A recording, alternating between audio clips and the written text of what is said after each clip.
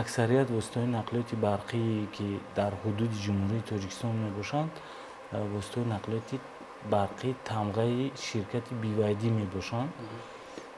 ин як навъи рекламаи он ширкат нест, вале қайд кардан зарур аст ки ҳамин ширкат дар ҷаҳон ҳозир барои истифода барандаҳои сатҳи миёна дар ҷойи аввал меистад. яъне аз нуқтаи назари фурӯши маҳсулоти худ дар ҷойи аввал аст. ва бояд қайд намуд ки асосан ин навъи воситаи нақлиёт ба худи ҷумҳурии халқии Хитой ки ҳамин истеҳсолкунанда дар он ҷо қарор дорад ва 12 чунин фабрикаву заводи истеҳсоли воситаҳои нақлиёти барқӣ дорад. дуюмин шуда Штатҳои Муттаҳидаи Америка мебошад ва сеюмин Аврупо аст.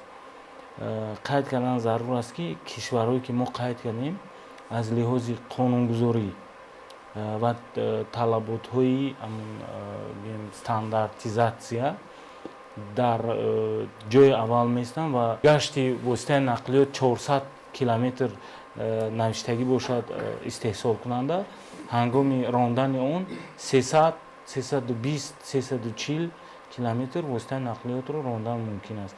баъд омили дигаре ки ба сарфаи ҳамон барқ аккумулятори барқи ки дорои аккумулятор аст, ин шакли рондани воситаи нақлиёт аст. воситаи нақлиёт ҳар хел ҳолатҳои истифодабарӣ доранд. Масалан, дар он ҷо нависагӣ аст ки экорежим, нормал режим, спорт режим. дар ҳолати рондани воситаи нақлиёт дар режими спорт, яъне варзишӣ, истеъмоли барқ дучанд зиёд мегардад. аз ин лиҳоз масоати 300 нев 150-180 километр мешавад. ҳамон чизи муқаррар гардида.